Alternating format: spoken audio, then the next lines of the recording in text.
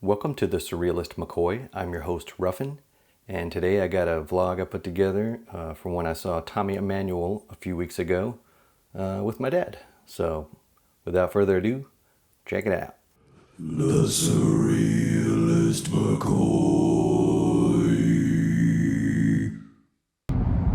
All right.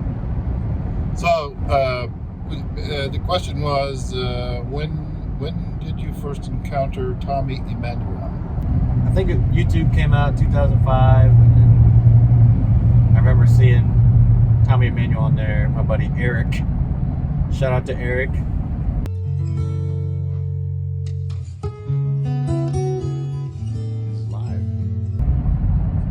He showed me Tommy Emmanuel. He was always showing me stuff like that, you know, like sometimes a lot of like an artist from the 50s. Actually, I always thought he had this kind of similar music taste to you. Oh, cool. But yeah. So doing the Somewhere Over the Rainbow thing. Okay, so Tommy Emmanuel bucket list night tonight, May 7th, 2024. We're almost there. We're going in. Yep. Bucket list. Just because of his chops, you know, man. I remember seeing the Somewhere Over the Rainbow thing, and he just got a lot of techniques. And him and like Victor Wooten. Oh, Victor Wooten, I've already seen, right? I already knocked that off my bucket list a long time ago. But both of those guys and Steve Vai, just the chops that they have, just really excited me when I was like 16, 17. This is at the Durham, Carolina Theater in Durham. Opened in 1927. Very nice room. I listened to Arthur Smith's Guitar Boogie as interpreted by Tommy Emmanuel this morning. Arthur Smith is a North Carolinian who for years a TV show down in Charlotte, North Carolina. So interesting Australian virtuoso guitar player interpreting a North Carolina guy in North Carolina. So, yeah. Oh, you might do that one tonight then. Yeah, I hope so. I think we were talking about expectations and stuff, and I hope he plays Freight Train, because he does his little version of Freight Train, you know, like a Elizabeth Cotton. Does he do it upside down? No. But he has a little more like harmony to it. Get a little more jazzy kind of. Yeah. And obviously a lot more technique and stuff. But Elizabeth Cotton had this technique. Yeah. He's not doing all that. Tommy Emmanuel plays with a thumb pick, which I tried several times. I would buy a thumb picks, and then I would try, and it's just, I can't do it. But now I'm back on my thumbnail. Works a lot better. I feel like I'm actually touching the string. But he's a thumb pick. He's probably like the best thumb pick guy in the whole world. Well, he referenced Chet Atkins in a song today. Thanks, Chet. So, Chet Atkins, big thumb pick guy, right? Oh, that'd be a cool one if he did Mr. Sandman. Yes. Yeah, Chet Atkins did that one. But he did that. I thought Chet Atkins said they were so poor or something or whatever when he was young and didn't have a thumb pick, so he took an old toothbrush and put it over the stove eye and bent it around his thumb, made a thumb pick. So, there you go. Pretty radical. Right. All right, we're almost there. Well, woo! Yeah, I mean, Tommy Emmanuel, he's very like, yeah, I'm stealing off of Chet Atkins. Like, he always references him in interviews and stuff. But yeah, pretty sure he's gonna play Somewhere Over the Rainbow last, probably. So that's my prediction. We're gonna talk about it afterwards. So we'll see after this. All right. Show's over now. Oh yeah. Was it this one? I think so. Whoa, this looks out of a horror movie right now.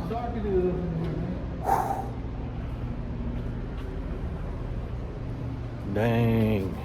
Oh, here we go. See, I parked right here on purpose. All right, so let's talk about the show. Talk about the show time. Here we go.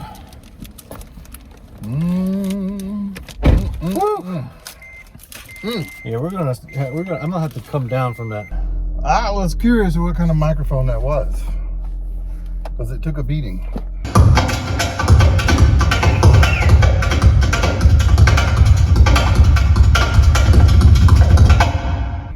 Yeah, he was hitting Must it with have been the. a, Timex. It takes a licking, keeps on ticking. You know what I'm saying? That's SM57. That's they survived the cockroach apocalypse. Yeah, he was hitting it with the brush. And then he was hitting his guitar's all scratched up, and then he's like scratching it more. Like he's just,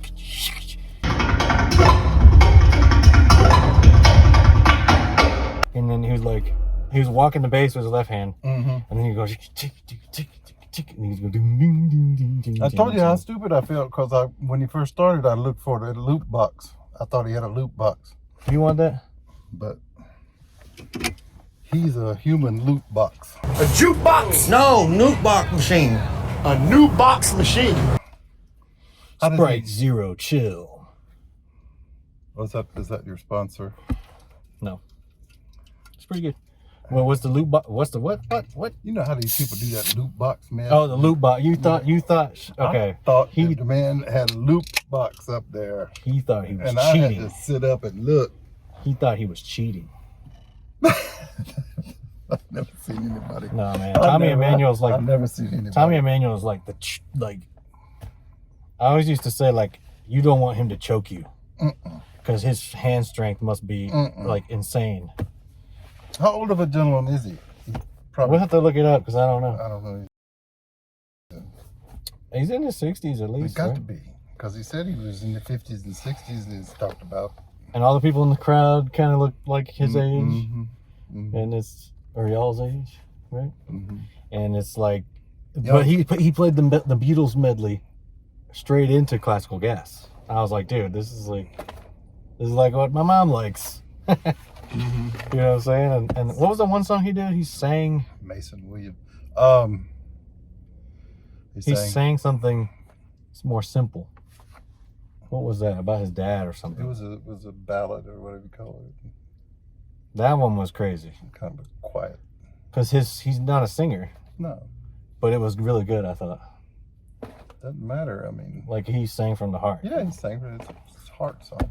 He wanted to sing, What's your top takeaway right there? Well, yeah, I was the brutality of the acoustic that's kind guitar. of because I always listen to it as like the Somewhere Over the Rainbow and Angelina. Yeah. And I know he goes fast, but I'm not sure that it comes across on the album, or like not the album, but even like a live album.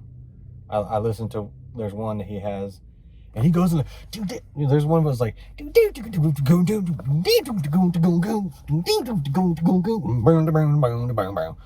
that one's on the live album, and it does not show you like how heavy this is, like live.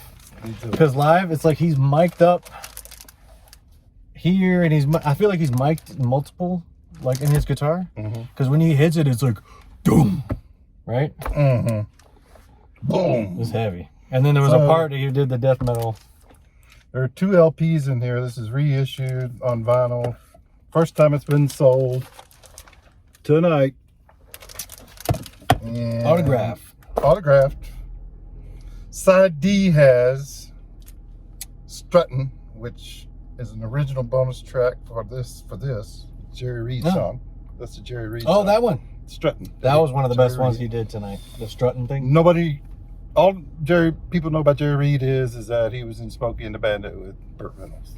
Nobody knows that he is like the quintessential player, Nashville guitarist. Anyway, but then there are 3 live songs on here. The last 3: Mona Lisa, Morning Air, and Mr. Guitar, recorded live in 2023. That's Tommy Emmanuel. Endless Road. So he was talking about this, yeah, and he was saying that that's the one with Angelina and Somewhere Over the Rainbow. Yes. So this is the one I know pretty much. Right, But, right. But he said first time tonight, or didn't he say like the first time this has been sold is tonight on vinyl? On vinyl, reissued. Carolina Theater, we were the first building Yes. that had it, Yes. and we bought it. Yes. Because I was looking at shirts, you know. Yeah, but you know. They got shirts, but it's like when he did that spiel, I was like, oh, we gotta get that. This is the first place on earth that you can buy the album on vinyl. Yeah. And we gotta get this. Oh, look at this. Wait. Side B. What was it side B? Chet's Ramble. But yeah. So we learned how much Chet Atkins meant. Oh yeah, I was telling you before. I was like, he's not trying to like lie. Like he doesn't just totally take. But this is a thumb pick. This is like a Tommy Emmanuel thumb pick. Yeah. That's nice. And it's pretty tight. $5. How can you go wrong? I guess it's probably has to be tight for him to do all that, like, cause he picks like metal, like regular or like surf rock, you know. He does it with the thumb pick, which is like crazy. So that's probably why. Well, that came from Chet Atkins, right?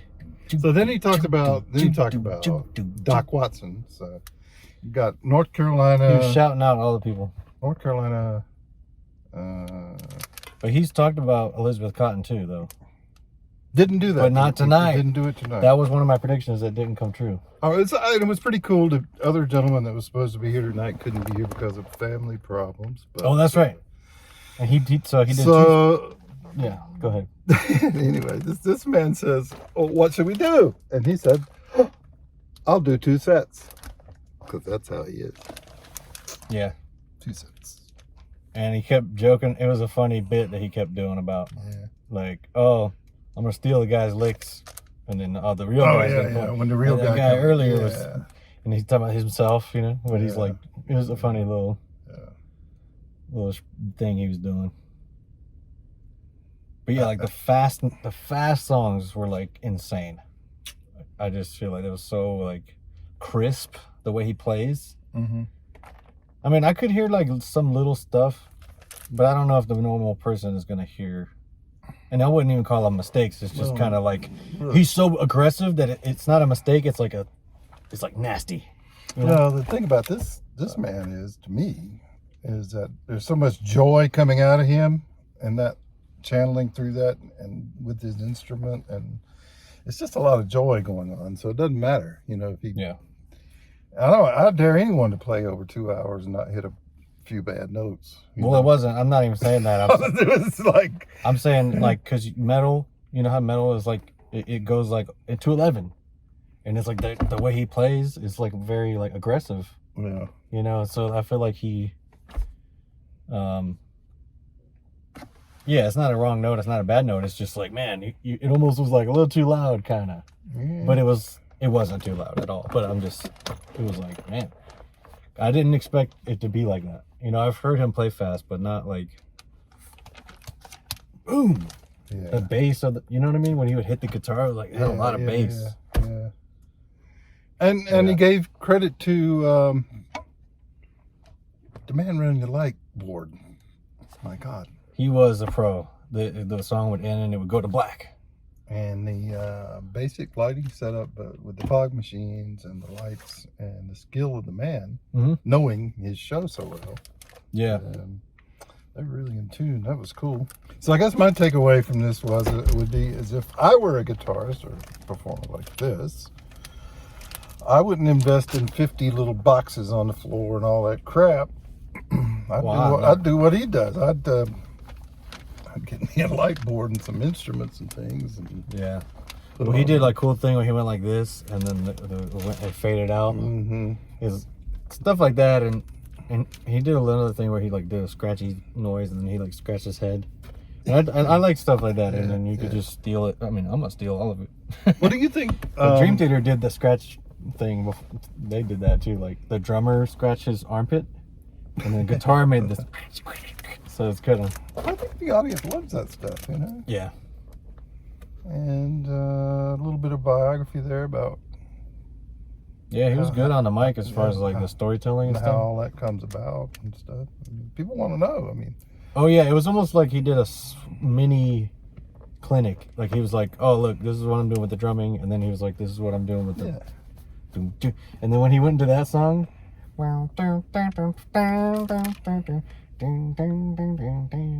Mm-hmm. and then the guy in front of us got really excited. I remember that, but it was just funny. He's like, "Oh yeah, this is the one I want to do." It's time to get excited when these old. Yeah, I saw like These old- one. No, Oh. I saw like less than 5 people that were not white. Just saying, it's just a funny like observation. It is. That's kind of strange to me. But yeah, and it sucks too because I feel like sometimes metal's like that, and it's like metal a little bit better, I think. And then there's like hardcore is even better than metal. Yeah. But it's like, yeah, like sometimes you go to certain metal bands, there's like a lot of white people, and it feels weird. It's like, uh-oh. And it's kind of like, man, why aren't more other people? I look at it as people don't know about it yet, and then they just got to be introduced by a friend, like, oh, check out this cool metal band, and then it's like, there's good music in every genre, you know. So maybe they just haven't heard it yet. I don't know. I mean, this guy does everything. But this dude is amazing. I wish more people were there of everybody, but it was just a funny observation. It's not really. I'm not trying to say nothing. I don't see a lot of. We used to see a lot of people do comedy with instruments and guitars and things, but I don't see that much anymore. But on variety shows and things, I mean. Yeah, it was kind of almost that a little bit. Like Jim Stafford, you know who I'm talking about? Yeah, well, he used to do comedy with the guitar and stuff, or performing kind of lessons or whatever. And some good like little speeches and stuff. But yeah, it's a lot to learn from that. You know, I was definitely taking mental notes. Yeah. So I think I'm gonna say 9 out of 10, just because I don't have to rate it, but I'm just rating it for whatever. I think 9 out of 10, just because there was a couple parts where the sound is a little too loud, or some little stuff like that nobody else probably cared about. So it's probably a 10 out of 10, really, in actual rating. What do you think? I'd give it an 11, actually, because he turned up to 11. Well, I never see anything quite like that. I mean, it's just, I didn't know guitar could do all that. So Yeah. it's worth seeing for that, because, and he's at the pinnacle. He's at the top of his game, you know. Still, yeah. And it's taken him, and you know, how do you do that? I don't know, but he tried to, you know. Maybe it makes sense to you guys, musicians, but And like the way that it would like all of a sudden change tempo and go into a completely different. Did you catch on to what he was doing on that one the boogie? He started out doing the guitar boogie thing, yeah. And then it was like he was doing a blues, and then he would just change keys like every other time or something, and it was like really weird, because at first you'd be like, why is he playing those notes? And then once your brain got used to that key, he would just change it again. Mm-hmm. He was just like soloing and doing like all this crap, and but he just kept changing the key like I swear like 10 times. Yeah. But did you catch? He was playing some weird stuff. Yeah. And he kind of kept going forever, and then he finally brought it back to like a regular blues. Yeah. That part was crazy. Well, how would you grade? I would grade myself as an audience member. I don't know, what, maybe a 6. Cause Why? Well, because He looked at his phone no, a couple times. No, I did that with Google just to identify the song. Well, I was filming. You know what? The seats we got is prime for filming, because nobody's behind you. So you're not. Well, the guy in the light booth behind us, but I know, but the people that were working out there, they never looked at me. yeah. So it was like I got some good footage. Yeah. But I'm gonna keep that in mind for next time, because they don't want you. Yeah, so I'd give myself a 6. Because he's such a master. It's disorienting in a way to what you're talking about. It's like, well, I thought we were doing a Beatles melody, and in the middle of it he played Classical Gas. No, he played He played a little bit of Pretty Woman, I think. A Roy Orbison Oh, song. no. He was playing. I don't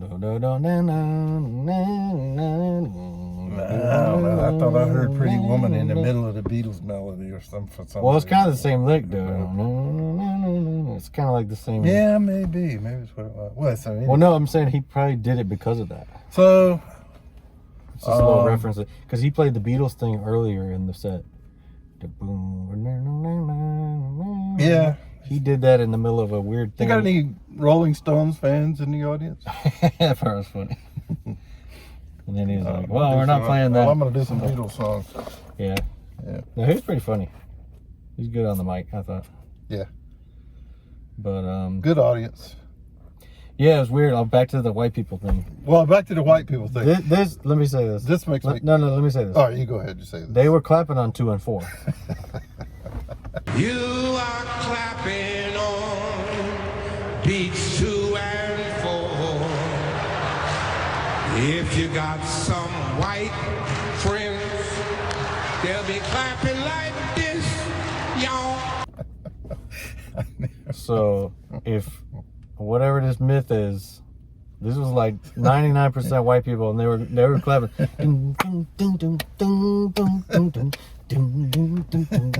They weren't doing like the. This is like the meme of the thing. I want to use footage of the people clapping on 1 and 3, and then put it to like my metal stuff. This is terrible, but Yeah, it's true. I would sit there and I think, how long before us white people are going to lose this beat? I know. I was like, dude, they kept going though. There was some hardcore musicians down here. Yeah, in the that's house, true. Yeah. mid house, right side. They kept it going. There was a hardcore rhythm musician people there, but You gotta have your the rest of us yeah. are like, you know. You gotta have your section leaders, like in chorus. Yeah. You gotta have the like loud person that's like, no guys, like this. But they kept going for a while though. And then I started kind of snapping because nobody around us was doing it. So I was like, No. I started just doing it. Yeah, but they clap on 2 and 4 though. So Yeah, that's what we learned. that's nice. That's nice. And Not all stereotypes are true. And then this thing that kind of blew my mind, I'm like, okay, so he's playing in 4-time and 3-time at the same time. Okay, so you get the 4 going. Everything's in 4, even with the 3 in there. So 4, here it is. 1, 2, 3, 4. And now the 3.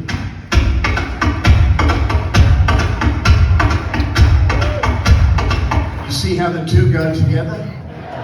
I can't understand it myself, but it works. Yeah, I mean, that's not that weird. Really? Yeah, it's not that weird. Okay. I mean, a lot of people do it. But no, the way he does it is obviously crazy. I think he was doing more of a bit, kind of where he's like this and this, and then he just do some like extra stuff, and he's like, he does like a million notes, and it's like, and he's like, that's it. That's all you need to know and stuff. And it's like, no, it's obviously harder than the way you're saying it. Then you just add extra notes.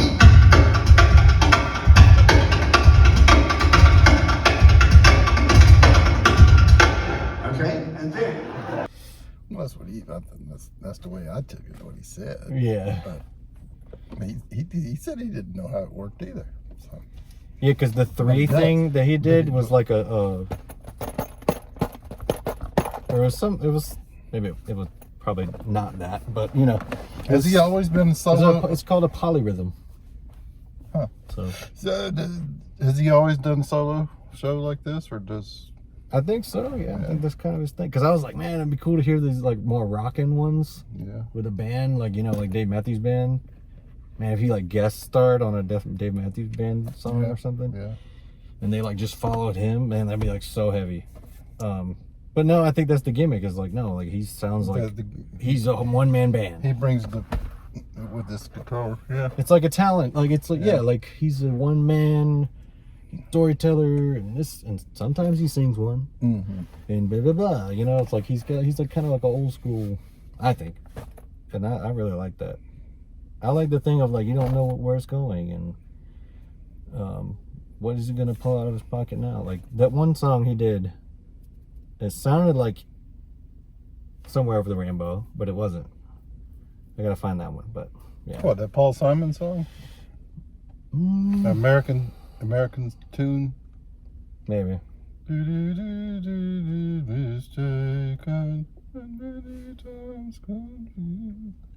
Well, we'll find the set list, because nowadays people just put it online. It's based on a classical song, Paul Simon retrofit. Okay. Everybody's covered it. might be Willie that. Nelson. It might be that. We'll find it later. We'll have to look up the set list. Because, yeah, people just post the set list now, and it's easy to find. How hard do you think it is to get into that? He's into that vicious kind of, and then he pulls down and he does this quiet. How hard is that to do, you think? I mean, that's pretty... I mean, that's just really changed gears a couple times like that, completely. I mean, that... Yeah, I think it's like if, you know, you're lifting weights, and then you gotta just put it down and be like, oh, whew. Blow it out a little. Or just chill for a second, you know? Yeah. So I feel like he needs to do the soft song after that. Yeah. You know, he does, and then he's like, all right, let me just like play this delicate thing. So, you know, that's what I always liked about like Metallica and Opeth, and like all these bands that they go quiet. It's not just metal the entire time. The audience, the listeners need it too, right? Because Tommy Emmanuel, he played really fast, and then he'd sing you a lullaby. So, yeah, it was awesome, I thought. Yeah. Anything else? That's good. All right. I'm sure you think of something else, but I had a good time. Thank you. Nice. Appreciate it. So, it's my Well, 68th year birthday present. I didn't even realize it was a birthday present, but I guess it is. Well, that's what you said when you mentioned it to me a couple of months ago. Oh, is that true? Okay, I guess it was then. Yeah. All right, well, then that's it. Well, I gotta say my catchphrase. Okay. That's it.